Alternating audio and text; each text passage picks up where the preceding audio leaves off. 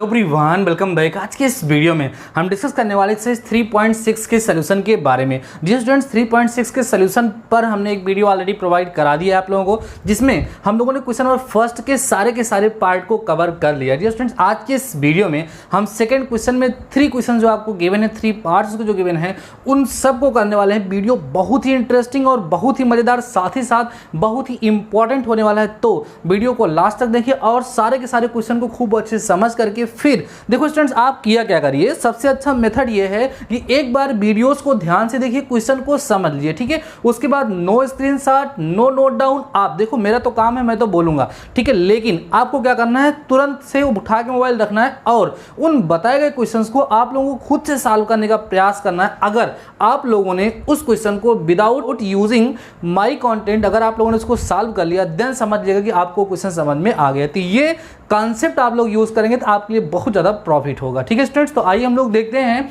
कि हमारे सेकंड का फर्स्ट पार्ट क्या है। स्टूडेंट्स देखो, यहाँ पर बोल रहा है, पहले सेकंड को हम पढ़ लेते हैं। स्टूडेंट्स बोल रहा है, formulate the following problems as a pair of linear equation and hence find their solution. यहाँ पर क्वेश्चन नंबर सेकंड में कई सारे पार्ट हमें गिवन हैं, हमें करना है स्टूडेंट्स, जितने भी पार्ट्स हैं उनके लिए पहले हमें pair of linear equation in 2 variables form करना है, उसके बाद फिर उसको सॉल्व करके हमें उसका सोल्यूशन फाइंड करना है, ठीक है ना। तो स्टूडेंट देखिए, फर्स्ट क्वेश्चन क्या है हमारा, कह रहा है Ritu can row downstream 20 kilometre in 2 hours. Ritu नाम की कोई गर्ल है जो रो करती है, मीन्स तैर सकती है, या मान लीजिए बोट से चल रही होगी वो। अब डाउन स्ट्रीम का मतलब होता है स्टूडेंट्स, जिस डायरेक्शन में जैसे किसी चीज़ का बहाव है, वाटर फ्लो कर रहा है, तो जिस डायरेक्शन में वो फ्लो कर रहा है उस डायरेक्शन को डाउन स्ट्रीम कहा जाता है। सिंपल सी बात है, जैसे आप साइकिलिंग किए होंगे तो जिस डायरेक्शन में हवा चल रही हो उसी डायरेक्शन में अगर आप साइकिल को अपने चलाते हैं तो सिंपल सी बात है कि आपकी स्पीड वहाँ पर जाती है, ठीक है। अगर उसके अपोजिट डायरेक्शन में आप वहां पर साइकिलिंग करेंगे तो आपकी स्पीड कम हो जाएगी। तो सेम कंडीशन यहां पर है कि जब वो डाउन स्ट्रीम चलता है, मींस धारा की दिशा में जिधर वो फ्लो कर रहा है वाटर, तो वो 20 किलोमीटर ट्रेवल कर लेती है कितने आवर में, 2 ही घंटे में। लेकिन जब अप स्ट्रीम की बात होती है अपोजिट डायरेक्शन में, तो केवल 4 किलोमीटर ट्रेवल कर पाती है। सिंपल सी बात है, उसकी स्पीड वहां पर कम हो जाती होगी। तो क्या करना है, आपसे कह रहा है find her speed of rowing in still water and the speed of the current. Means जो रो कर रही, जिस स्पीड से वो तैर रही है, ठीक है, उसकी एक्चुअल स्पीड क्या है और वहां पर जो करंट है, मींस जो धारा है, जो पानी बह रहा है, उसकी स्पीड क्या है, ये हमको फाइंड करना है। तो स्टूडेंट्स क्या करेंगे हम लोग, देखिएगा, कहेंगे लेट द, क्या पता करना है, फाइंड हर स्पीड। किसकी स्पीड, रितु की।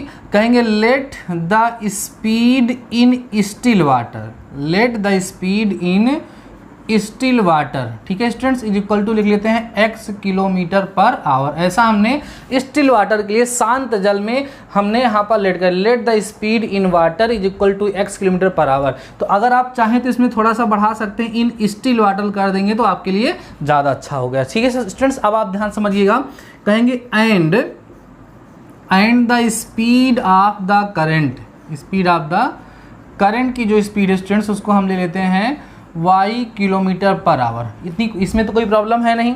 अब स्टूडेंट ध्यान समझिएगा, यहाँ पे हम अब जो नेक्स्ट स्टेप करने वाले हैं उसमें आपको थोड़ा सा समझना है। तो यहाँ बोलेंगे देयरफॉर, ध्यान समझना, therefore speed in up stream. ध्यान समझना स्टूडेंट, अगर हम अप स्ट्रीम की बात करें तो उसकी स्पीड क्या होगी, पहले तो आप बताओ। अगर हम डाउन स्पीड की बात, डाउन स्ट्रीम की बात करें तो सिंपल सी बात है कि उसकी स्पीड क्या होगी, इंक्रीज होगी। लेकिन अप स्ट्रीम की बात करें उसकी स्पीड क्या होगी, डिक्रीज होगी। तो एक्चुअल स्पीड कितनी है उसकी x, लेकिन ये इसके अपोजिट में चल रहा है, इतनी स्पीड उसकी कम हो जाएगी। तो कितनी हो जाएगी speed, x minus Y kilometre per hour. ये कब की बात हो गई, अप स्ट्रीम की।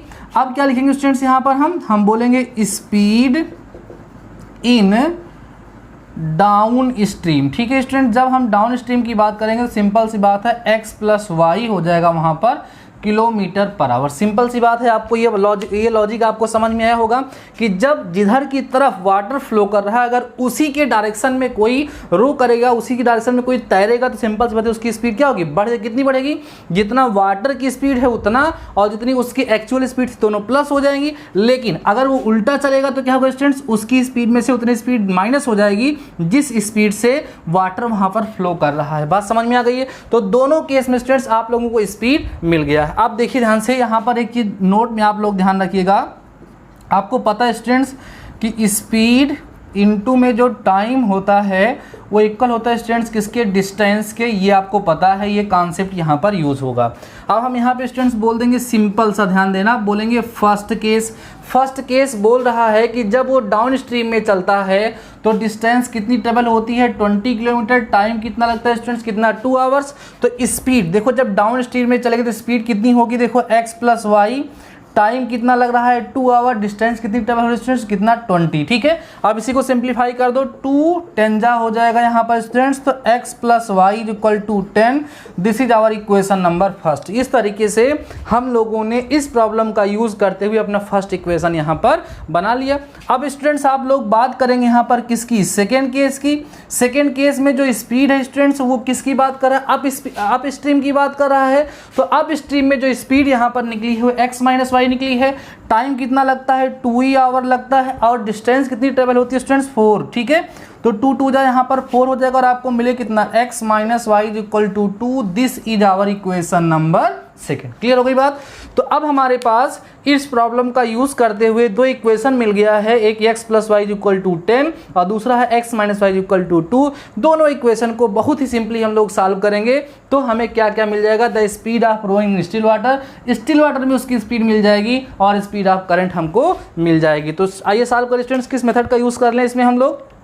सिंपल सा देखो, y कोफिशिएंट सेम दिख रहा है ना, यहाँ प्लस है यहाँ माइनस है, साइन अपोजिट है, दोनों इक्वेशन को ऐड कर दो, y से y कैंसिल होकर के x की वैल्यू हमें मिल जाएगी। तो सिंपली स्टूडेंट्स आप क्या बोलोगे, यहाँ पर बाई इक्वेशन फर्स्ट को हम ऐड कर दे रहे हैं इक्वेशन सेकेंड से। ओके ना स्टूडेंट्स, आपको मिला यहाँ पर x plus Y equal to 10 and x minus Y equal to 2 adding, ये y से y कैंसिल हो गया स्टूडेंट्स, कितना मिलेगा आपको, 2x equal to 12 and x is equal to 12 by 2। Then x is equal to students आपको कितना मिल गया, 6 मिल गया। ओके ना, चलो भाई, x किसको लेट किए थे आप, the speed in still water. Still water में स्पीड कितनी आ गई, 6 किलोमीटर पर आवर। ठीक है, अब क्या करोगे, इसकी वैल्यू को पुट करोगे स्टूडेंट्स, हम बोलेंगे putting the value of x in equation first. Okay students, first equation में लाके पुट कर दीजिए। x की वैल्यू 6 आई है बच्चों, 6 प्लस वाई इक्वल टू आपको कितना मिलेगा, 10। तो y इक्वल टू आपको कितना मिल जाएगा स्टूडेंट्स, 10 माइनस का 6। देन y इक्वल टू आपको मिल गया यहाँ पर 4। ओके ना, तो लास्ट में आप आंसर लिख देंगे, यहाँ पे बोलेंगे स्टूडेंट्स क्या, hence speed in still water. Still water की स्पीड अगर हम लोग बोलेंगे तो आएगा 6 किलोमीटर पर आवर, जो x की वैल्यू आप लोगों ने फाइंड किया था। And the speed of stream, अगर स्ट्रीम की स्पीड की बात करें स्टूडेंट्स कितना आया, 4 kilometre per our. This is your answer. बहुत ही इंपॉर्टेंट क्वेश्चन था, तो वीडियो को पास करें, क्वेश्चन को नोट करें स्टूडेंट। अब देखते हैं स्टूडेंट सेकंड का सेकंड पार्ट स्टूडेंट, बहुत ही अच्छा क्वेश्चन है, ध्यान समझिएगा। क्वेश्चन में बोल रहा है कि 2 women and 5 men can together finish an embroidery work in 4 days while 3 women and 6 men can finish it in 3 days. Find the time taken by 1 woman alone to finish the work and also that taken by 1 man alone. देखिए, एक embroidery का work है, वहां पर कुछ main और women उसको मिल करके वर्क को कंप्लीट कर रहे हैं। 2 कंडीशन दी गई है। लास्ट में हमसे पूछी जा रही है बात कि अगर उसको अकेले कोई वोमेन कंप्लीट करना चाहे तो वो कितना दिन में उसको कंप्लीट कर सकती है। अब ध्यान समझिए स्टूडेंट्स, यहाँ पर पहले मैं आपको एक छोटा सा लॉजिक बताने वाला हूं, उसको समझिए स्टूडेंट। देखो, सपोज कर लीजिए कि कोई भी वर्कर है जो किसी वर्क को 5 डे में कंप्लीट कर लेता है, उस वर्क का 100%। ठीक है, तो स्टूडेंट्स अगर वो केवल एक ही दिन वर्क करेगा तो वो हमेशा उस वर्क का 1/5 पोर्शन ही कंप्लीट कर पाएगा। देखो लॉजिक समझो, सपोज कर लीजिए कि एक वर्कर है जो, जैसे सपोज कर लीजिए एक रूम है, उसकी आपको व्हाइट वॉशिंग करवानी है और एक वर्कर है वो उस रूम की व्हाइट वॉशिंग को 4 डे में कंप्लीट कर देता है। इसका मतलब यह है कि अगर वो एक ही दिन वर्क करके छोड़ देगा तो वन डे में वो कितना कंप्लीट करेगा, 1/4 पोर्शन ही तो उसका कंप्लीट करेगा। तो हमेशा ध्यान समझिएगा स्टूडेंट, जब कभी भी हम वर्क और टाइम से रिलेटेड क्वेश्चन सॉल्व करेंगे, अभी इसी क्वेश्चन में ही नहीं, फ्यूचर में भी जो भी क्वेश्चन आप लोग लोग सॉल्व करेंगे वहां हमारे इस बात को ध्यान रखिएगा, हमेशा हम वहां पर 1 डे वर्क को काउंट करते हैं। कितने दिन का? एक दिन का वर्क, वहां पर हम लोग हमेशा 1 पर्सन का और 1 डे का वर्क हम लोग काउंट करते हैं, तब उस क्वेश्चन को सॉल्व करने में हमें आसानी होती है। स्टूडेंट्स हमें यहाँ पे बताना क्या है कि एक मतलब अकेली कोई एक औरत और अकेली कोई एक आदमी जो है उस वर्क को कितने दिन में कंप्लीट कर लेंगे। तो हम लेट कर लेते हैं, लेट 1, ध्यान देना, 1 वुमन, स्टूडेंट समझिएगा, लेट 1 वुमन, ठीक है, alone finish the work in X days। हमने यहाँ पे लेट कर लिया कि let 1 woman alone finish the work in X days। अकेली एक कोई महिला उस वर्क को X डे में क्या कर लेती है? कंप्लीट कर लेती है। एंड साथ ही साथ आप क्या लेट करेंगे? एंड 1 मैन, ध्यान समझ students, 1 man Elon finish the work in Y days, ऐसा हम लोगों ने यहाँ पे समझ लिया। अब देखिए ध्यान समझ में, देखो स्टूडेंट्स, वो जो अकेली औरत है, वो अकेली जो वुमेन है उस वर्क को X डे में कंप्लीट करती है। इसका मतलब हम अगर उसके 1 डे का वर्क पूछें तो 1 डे में वो उस वर्क का केवल 1/x पोर्शन ही कंप्लीट करेगी। ऐसे ही अगर हम यहाँ पर 1 डे की बात करें तो ये जो है वो उस वर्क का केवल 1/y पोर्शन ही कंप्लीट कर पाएंगे। बात समझ में आ रही स्टूडेंट्स? ये आपको वहां पर समझना होता है। हमेशा जब आप वर्क और टाइम वाला क्वेश्चन सॉल्व करेंगे तो हमेशा 1 डे का वर्क यहां पर कैलकुलेट किया जाएगा। 1 डे वर्क किसका? उस आदमी का जो X डे में वर्क कंप्लीट कर रहा है अकेला, वो 1 डे अगर वर्क करेगा तो उस वर्क का 1/x पोर्शन ही कंप्लीट कर पाएगा। ऐसे ही वो जो अकेले उस वर्क को Y डे में कंप्लीट कर ले रही है, अगर वो 1 डे वर्क करेंगी तो उस वर्क का 1/y पोर्शन ही क्या करेंगे? कवर कर पाएंगे। ठीक है स्टूडेंट्स, आप समझिएगा। अभी हम लोग बोलते हैं अकॉर्डिंग टू प्रॉब्लम और हम लगाएंगे यहां पर फर्स्ट केस। अब सुनो, 1 देखो ध्यान से स्टूडेंट्स, 1 वुमेन 1 डे में कितना वर्क करती है? 1 वुमेन 1 डे में स्टूडेंट्स 1/x वर्क कंप्लीट करती है। तो यहाँ पर कितनी वुमेन थी? 2। तो अगर ये 2 वुमेन लगेंगी तो उसका कितना? 2/x पोर्शन कंप्लीट कर लेंगी। ऐसे ही 1 मैन की अगर हम यहाँ पे बात किए हैं तो 1/y आया है। तो 5 मैन की बात करें स्टूडेंट्स तो प्लस में 5/y हो जाएगा। और टोटल वर्क जो है ये तो 4 डे में कंप्लीट हो जाता। तो वहाँ पर दिया गया था आप लोगों को, ये क्या था? उस वर्क को 4 डे में कंप्लीट कर ले रहे थे। लेकिन 1 डे में अगर कोई वर्क 4 डे में कंप्लीट हो रहा है तो 1 डे में उस वर्क का केवल 1/4 पोर्शन ही तो कंप्लीट होगा। स्टूडेंट्स यहां पर हमेशा हम लोग क्या करेंगे? 1 डे के वर्क को कैलकुलेट कर रहे हैं। देख बात समझ में आ रही ना? 2 अगर वुमेन है तो उनका 1 डे का वर्क इतना है, ठीक है, और ये 5 जो है वो कौन है? मेन है, उनका 1 डे का वर्क इतना है। दोनों मिला करके वो 1 डे का वर्क 1/4 हो जाएगा। बात समझ में आई? ऐसे स्टूडेंट्स जब हम लोग सेकेंड केस की यहां पर बात करेंगे तो सेकेंड केस में कितनी वुमेन थी, ये ध्यान समझिएगा। सेकेंड केस में स्टूडेंट्स यहाँ पे 3 वुमेन थी तो हो जाएगा 3/x प्लस का कितने मेन थे स्टूडेंट्स यहाँ पर हमारे पास? 6/y। टोटल वर्क कितने दिन में कंप्लीट होगा? 3 में। तो 1 डे का वर्क 1/3 यहाँ पर हो जाएगा। अब देखो स्टूडेंट्स, आपके पास यहाँ पर 2 इक्वेशन बन गए हैं जो रिड्यूसिबल है pair of linear equation in 2 variables के फॉर्म में। अब इस x को आप 1/x को m लेट करोगे तो ये इक्वेशन आपका हो जाएगा स्टूडेंट्स 2m प्लस का 5n इज इक्वल टू 1/4। इसको आप इक्वेशन फर्स्ट लेट कर लीजिएगा। ऐसे यहाँ पर भी 1/x को सब्स्टिट्यूट करोगे में m स्टूडेंट्स कितना मिलेगा? 3m plus 6n is equal to 1/3। ये आपका इक्वेशन नंबर सेकंड मिल जाएगा। बात समझ में आई? फाइनली आप क्या करोगे स्टूडेंट्स? इस इक्वेशन फर्स्ट और सेकंड को सॉल्व करना है, जिसको सॉल्व करने के बाद जब m और n की वैल्यू को आप फाइंड कर लेंगे तो जो आप यहाँ पर सब्स्टिट्यूट किए थे 1/x, जैसे आप लोग प्रीवियस क्वेश्चन सॉल्व करते आए हैं, अभी तो मैंने आप लोगों को एक्सरसाइज 3.6 के फर्स्ट के सारे पार्ट को सॉल्व कराया है, तो उसका फायदा कुछ ना कुछ मिलना चाहिए। इन इक्वेशंस को आप लोग सॉल्व करेंगे और सॉल्व करने के बाद मुझे कमेंट सेक्शन में जाकर के आंसर को बताएंगे। ठीक है स्टूडेंट्स, तो अब हम लोग करते हैं इसका थर्ड पार्ट। थर्ड पार्ट देखिए हमारा क्या है स्टूडेंट्स, यहाँ पे बोल रहा है Ruchi travels 300 kilometre to home partially by train and partially by bus. ठीक है, रुचि नाम की कोई गर्ल है जो अपने घर से 300 किलोमीटर ट्रेवल करती है। किसके लिए? किससे किससे जाती है? कुछ ट्रेन से ट्रेवल करती है और कुछ बस से ट्रेवल करती है, ऐसा उसने यहाँ पर बोला है। Means partially by train and partially by bus. ठीक है, उसी 300 किलोमीटर का कुछ पोर्शन वो बस से ट्रेवल करती है और कुछ पोर्शन वो ट्रेन से ट्रेवल करती है। चलती है ऐसा बोला गया। कह रहे हैं सी टेक्स 4 आवर, वो कितने घंटे समय लेता है, उसको 4 आवर लगता है। If she travel 60 kilometre by train, अगर वो 60 किलोमीटर ट्रेन से चलती है, एंड रिमेनिंग बाई बस, बाकी बचा हुआ बस से, ठीक है। फिर कह रहा है if she travels 100 kilometre by train, अगर वो 100 किलोमीटर ट्रेन से चलती है, and the remaining by bus C takes 10 minute longer, ठीक है। इसको मिनट समझिएगा, 10 मिनट मीन्स 10 मिनट उसको ज़्यादा लगता है पहले से। Find speed of the train and बस सेपरेटली, आपको ट्रेन की और बस की स्पीड को स्टूडेंट्स आपको क्या करना है, फाइंड करना है। तो सिंपल से हम लोग बोलेंगे, ध्यान समझना, late the speed of train, late the speed of train, train की स्पीड को स्टूडेंट्स हम लोग लेट कर लेते हैं यहाँ पर x kilometre per our, okay. And the speed of बस भी हम लेट कर लेते हैं y kilometre per our. Clear हो गई बात। अब समझना स्टूडेंट्स, हम सिंपल से बोलेंगे अकॉर्डिंग टू प्रॉब्लम ATP, और इसमें हम करेंगे फर्स्ट केस, समझिएगा ध्यान से। फर्स्ट केस क्या है, ध्यान समझो स्टूडेंट्स। वो फर्स्ट केस में वो बोल रही है कि she takes 4 hour if she travel 60 kilometre by train. कितना ट्रेन चलती है, 60 किलोमीटर। तो डिस्टेंस जो है वो 60 है, ट्रेन की स्पीड कितनी है स्टूडेंट्स, यक्स, तो 60 बाई यक्स।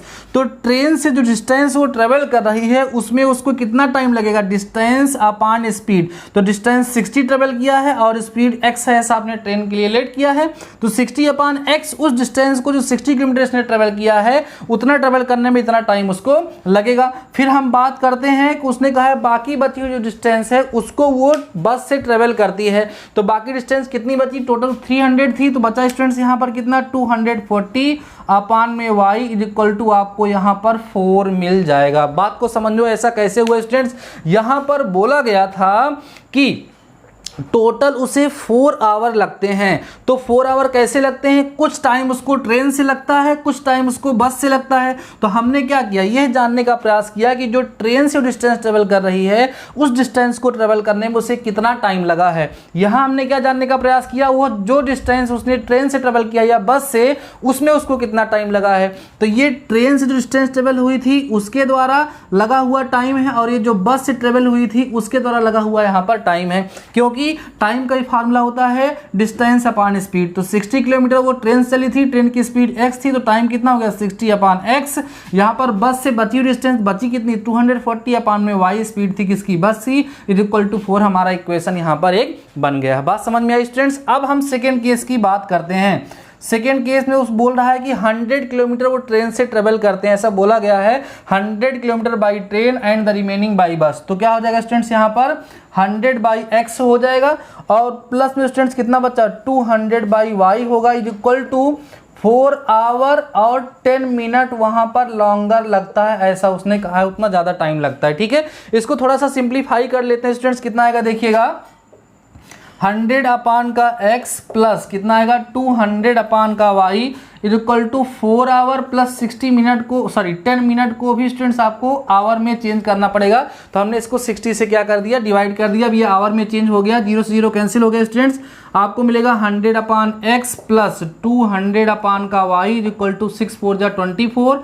ठीक है, 24 और 1 25/6। ठीक है, अब एक काम करते हैं, इन इक्वेशन को थोड़ा आप लोग सिंप्लीफाई कर लीजिएगा। क्या करेंगे स्टूडेंट्स, इस पूरे इक्वेशन को 4 से डिवाइड कर सकते हैं। ठीक है, यहाँ पर ये सब कैंसिल हो जाएगा 4 से, और यहाँ पूरी इक्वेशन को आप 25 से कर सकते हैं। 25 4 जा, यहाँ 4 अपान x आ जाएगा, और यहाँ 8 जा हो जाएगा स्टूडेंट, 8 अपान y हो जाएगा इज इक्वल टू 1 अपान 6 हो जाएगा। ठीक है, अब आप समझ रहे होंगे कि ये आपके ऐसे इक्वेशंस बने हैं जिनको आपको पहले रिड्यूस करना पड़ेगा पेयर ऑफ लीनियर इक्वेशन उन 2 वेरिएबल्स के फॉर्म में, फिर आप लोग इनको सॉल्व करके वैल्यू को फाइंड कर लेंगे स्टूडेंट्स। तो मुझे लगता है कि आप लोग इसको सॉल्व कर सकते हैं। कैसे सॉल्व करेंगे, आप 1 अपान x को m लोगे, 1 अपान y को n लोगे, उसके बाद फिर ऐसे इसमें जब कन्वर्ट करोगे तो आपका ये pair of linear equation in 2 variables के फॉर्म में कन्वर्ट हो जाएगा। फिर दोनों इक्वेशन को आपको सॉल्व करना है, m और n की वैल्यू निकलती, क्योंकि अभी प्रीवियस वीडियो में ही मैंने इन सारी बातों के बारे में बताया है। तो इस इक्वेशन को बार बार सॉल्व करके दिखाना, टाइम ज़्यादा वेस्ट नहीं करना है, और उसी के साथ साथ ये जरूरी भी है कि आपकी थोड़ी सी प्रैक्टिस हो जाए। तो स्टूडेंट्स यहाँ पर आपकी इक्वेशन बने हुए हैं, आप इक्वेशन देख लीजिए कि इक्वेशन ये है आपका। आप इसको सिंप्लीफाई करने के लिए दोनों साइड को 4 से डिवाइड कर लीजिएगा, थोड़ा सिंप्लीफाई हो जाएगा। ठीक है, तो मैं कर ही देता हूँ। देखिए 4 से जब डिवाइड करोगे तो यहाँ आएगा स्टूडेंट्स 15/x, ठीक है, प्लस यहाँ पे आएगा students 60/y is equal to 1। ठीक है, अब ये हमारा एक इक्वेशन ये बन बन गया है हमारे सामने और दूसरा इक्वेशन ये बन गया, ठीक है। अब आप इसको रिड्यूस करो पीआर ऑफ इक्वेशन इंटरवल्स के फॉर्म में, कैसे 1/x को m और 1/y को n लेट करके दोनों इक्वेशन को बना लीजिए, फिर उसको सॉल्व करके आपको फाइनली x और y की वैल्यू मिल जाएगी। तो आप लोगों को क्या करना है स्टूडेंट्स, इस क्वेश्चन को सॉल्व करना है। सॉल्व करने के बाद x और y की वैल्यू मुझे पता नहीं है, तो x की वैल्यू क्या होगी, the speed of the train होगी, और y की वैल्यू क्या होगी, स्पीड ऑफ बस होगी। तो फाइनली मुझे लगता है कि आप इस क्वेश्चन को सॉल्व कर सकते हैं और सॉल्व करके कमेंट सेक्शन में मुझे आंसर बता सकते हैं। तो डियर स्टूडेंट्स, आज की इस वीडियो में मैंने आपको 3 क्वेश्चन सॉल्व कराए जो क्वेश्चन नंबर 2 के थे, और उसमें से आपको मैंने 2nd और 3rd टास्क में दिया है, मैंने इक्वेशन बना दिया, केवल आपको सॉल्व करना है। तो सॉल्व करके कमेंट सेक्शन में मुझे आंसर जरूर बताएंगे। डियर स्टूडेंट्स, आज के इस वीडियो के साथ आपका चैप्टर 3rd कंप्लीट हो गया है, क्योंकि अब इसके बाद एक सिंपल एक्सरसाइज बची जिसका नाम है ऑप्शनल एक्सरसाइज, और हम ये चाहते हैं कि अभी हम ऑप्शनल एक्सरसाइज आपको नहीं पढ़ाने वाले हैं। अभी मैं सोच रहा हूं कि पहले आपका पॉलिनोमियल का टेस्ट हो जाए, फिर आपका pair of linear equation intervals का टेस्ट हो जाए, उसके बाद फिर आप ऑप्शनल खुद से लगाने का प्रयास करेंगे जब आपको ऑप्शनल में प्रॉब्लम होगी। क्योंकि देखो ऑप्शनल में क्वेश्चंस क्या होते हैं, बस वैसे भी थोड़ा लेवल ज़्यादा होता है, तो आपको प्रैक्टिस करनी चाहिए। आप प्रयास करेंगे तो उसके भी क्वेश्चन को आप सॉल्व कर सकते हैं। अब स्टूडेंट्स, अभी मैं ये चाहता हूँ कि ट्रिग्नोमेट्री स्टार्ट की जाए। आप क्या चाहते हैं, आप अपना वहाँ पर वोट दे सकते हैं और मुझे बता सकते हैं कि आप क्या चाहते हैं कि हम चैप्टर 3rd के बाद चैप्टर 4 स्टार्ट करें या हम ट्रिग्नोमेट्री स्टार्ट करें। ठीक है स्टूडेंट्स, तो मिलते हैं नेक्स्ट वीडियो के साथ, तब तक अपना ख्याल रखें।